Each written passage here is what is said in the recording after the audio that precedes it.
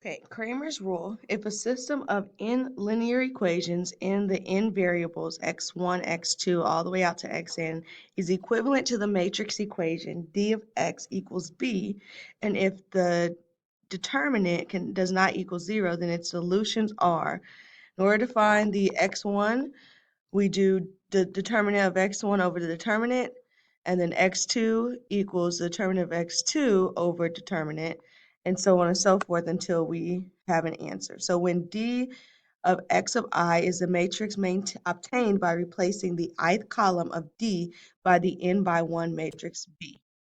So what happens here is ultimately we're looking to try to figure out what exactly our x, y, and z are. So this is if we have a 3 by 4 matrix, meaning we have to solve for x, y, and z. So x would equal the determinant with respect to x over the determinant. Y would equal the determinant of y over the determinant, and z would equal the determinant of z over the determinant. And so how you find out what your R, S, and T are, or whatever your replacements are, your equal values are R, S, and T, very similar to our two linear equations where we just use R and S. So what happens here is we now have our matrix for X. It'd be R, S, T, and then we have the rest of whatever our values are here for each row. For Y, we would have a value here. All of our values in the middle column would be R, S, T, and then we have whatever is on the other side of the column. And for Z, we would have the first column field, the second column field, but our last column would be whatever R, S, and T is. So we're going to use Kramer's rule to solve the system of equations. I would encourage you to get 2 different color highlighters because it is going to be important to set this up. So I'm going to go ahead and identify what my R, S, and T are. R equals 4, S equals 8, and T equals 0. So first I'm going to go ahead and set up this matrix so I can begin to find the determinant. So my regular determinant is found by doing 2, -5, 0, 1, 1, -1, 3, 0, 5. That's my regular determinant.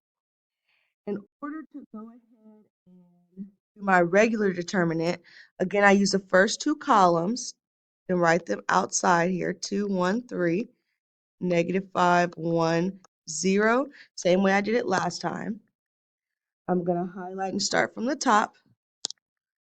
I'm going to go 2 times 1 times 5, which gives me 10, plus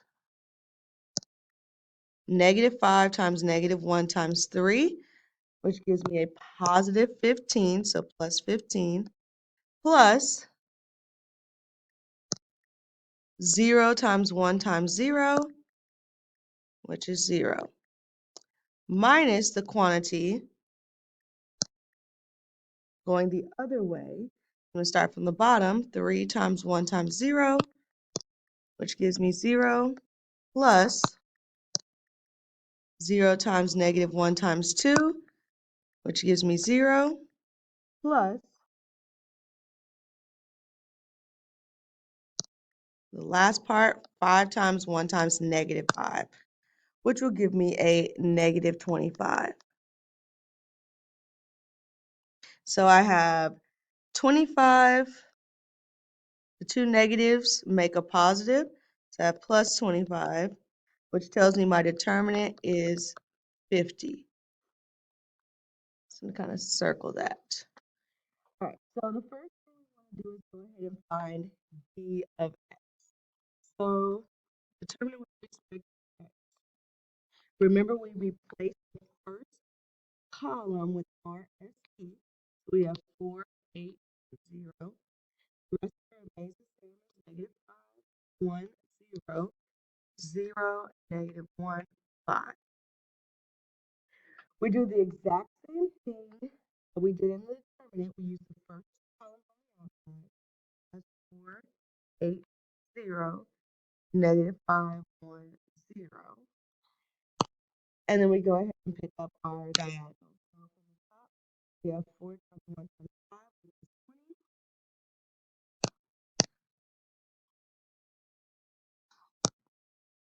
plus negative 5 times negative 1, which is 0, plus 0 times 8 times 0, which is also 0, minus the quantity going from the bottom, 0 times 0 times 0, which gives you 0, plus 0 times negative 1 times 4, which gives you 0, plus 5 times 8 times negative 5, which gives you negative 200. So when you combine these, you get 20. Remember, because it's negative, stays flat. So you add 200, and that tells me that the d of x equals 220. In order to actually solve for position of x, we have to take the determinant of x divided by the determinant, gives us 220 divided by 50, which equals roughly about 4.4. So our determinant for our x value is equal to 4.4. So there's one of our solutions. Now we do the exact same thing with our d of y. So d of y, remember our d of y, we replace column 2, which means the first column is 2, 1, 3. The second column is going to be 4, 8, 0, and 0, negative 1, 5. Use the first two columns on the outside, which becomes 2, 1, 3, 4, 8, 0, and we do the math and highlight. So from the top, 2 times 8 times 5 is 80, plus 4 times negative 1 times 3. I'm going to change that plus sign. It's going to be minus 12,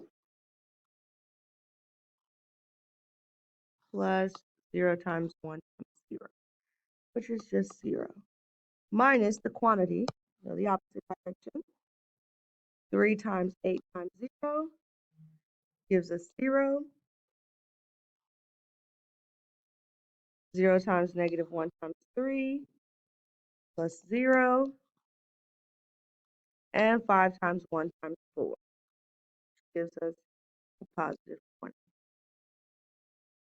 So we take care of the math with this. We have 80 minus 12 minus 20 gives us 48. Our d of y equals 48. In order to find out what y equals, we have d of y over the determinant, which equals 48 over 50.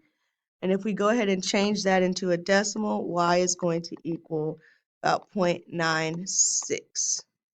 So there's our y solution.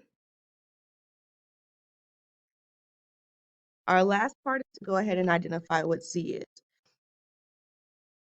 So we do z the same way. Or to find d of z, we take care of changing the last column.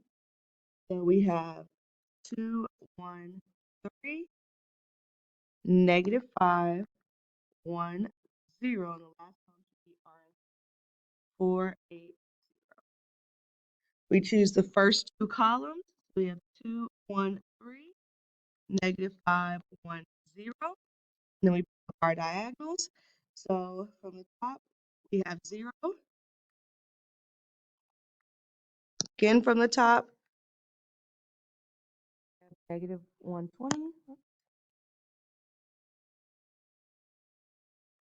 The next part, we have 4 times 1 0, which is 0.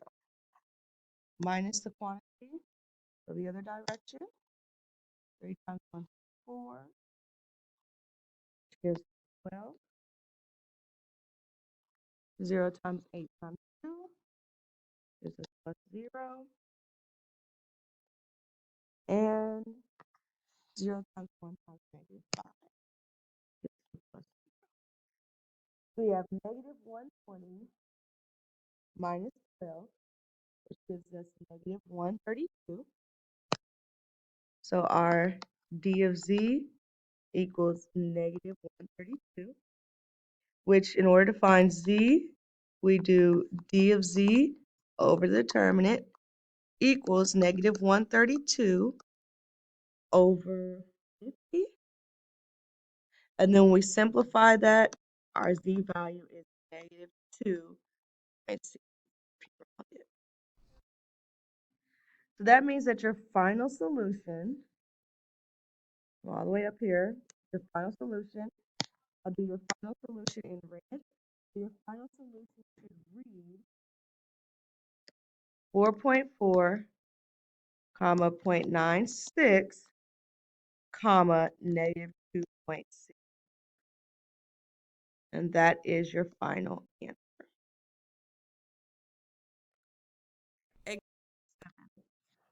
Follow through the same steps I did in the last example and double check and see if you get the answer 2, negative 1.